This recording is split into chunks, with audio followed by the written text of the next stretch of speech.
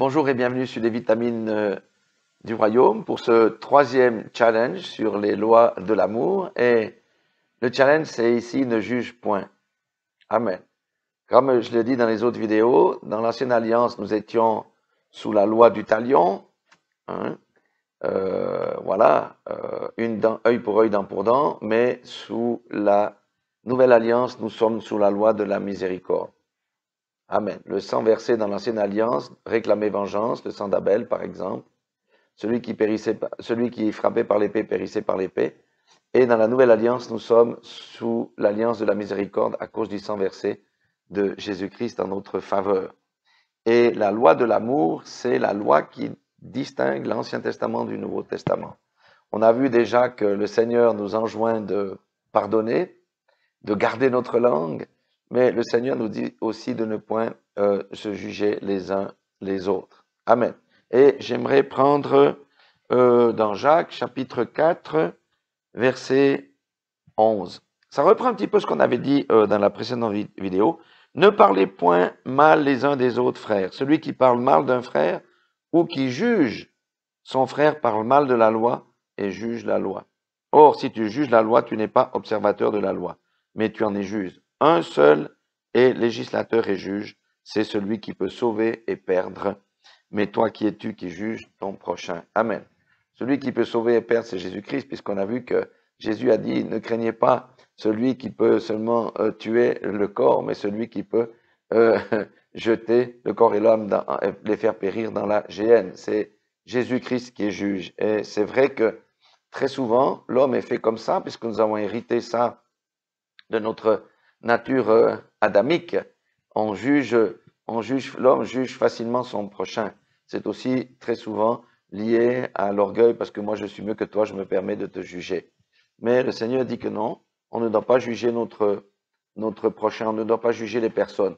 Cependant, on verra que dans 1 Corinthiens chapitre 2, verset 11, il dit que c'est spirituellement qu'on juge des choses, si elles sont conformes à la parole de Dieu ou non. Mais ce n'est pas la personne qu'on juge. Il y a aussi un verset qui est très intéressant, une situation qui est arrivée à Paul dans Actes chapitre 23, verset 2. Il est dit ici, le souverain sacrificateur Ananias ordonna à ceux qui étaient près de lui de le frapper sur la bouche. Paul avait été convoqué et on lui a ordonné de lui frapper sur la bouche pour le faire taire. Parce que Paul avait dit, homme, frère, c'est en toute bonne conscience que je me suis conduit jusqu'à ce jour devant Dieu. Et le souverain sacrificateur a ordonné qu'on frappe Paul sur la bouche. Et regardez ce que dit Paul ici. Alors Paul lui dit, Dieu te frappera, muraille blanchie. C'est quand même pas très sympa, hein? Tu es assis pour me juger selon la loi, et toi, tu violes la loi en ordonnant qu'on me frappe. Amen.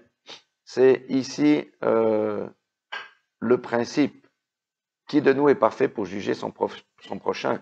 Et même dans le travail, il m'est arrivé aussi de juger des situations ou des personnes, et je me suis lourdement trompé parce que je n'avais pas tous les éléments en ma possession. Donc, vous voyez, des fois, on ferait mieux de se taire, on ferait mieux de garder nos pensées pour nous, et on ne juge pas en fonction de nos émotions. Ça, c'est un piège que le diable nous tend. Même si vous avez chez le juge ne peut pas prononcer une sentence s'il n'a pas des faits qui sont bien établis. Donc, le Seigneur nous demande de ne pas nous juger les uns les autres, parce que souvent, le Seigneur a beaucoup d'humour dans sa sentence. Il va nous frapper selon le jugement qu'on a fait par rapport à l'autre personne. Amen.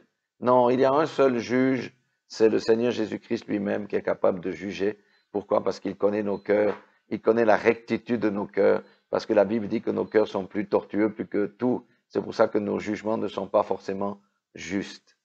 Donc, cessons de juger les personnes. Par contre, dans 1 Corinthiens, chapitre 2, verset 15, voilà la bonne attitude que nous devons avoir, parce que si nous ne jugeons pas les personnes, nous devons quand même avoir le discernement pour savoir si les actes qui sont posés par quelqu'un sont conformes ou pas à ce qu'enseigne la parole de Dieu.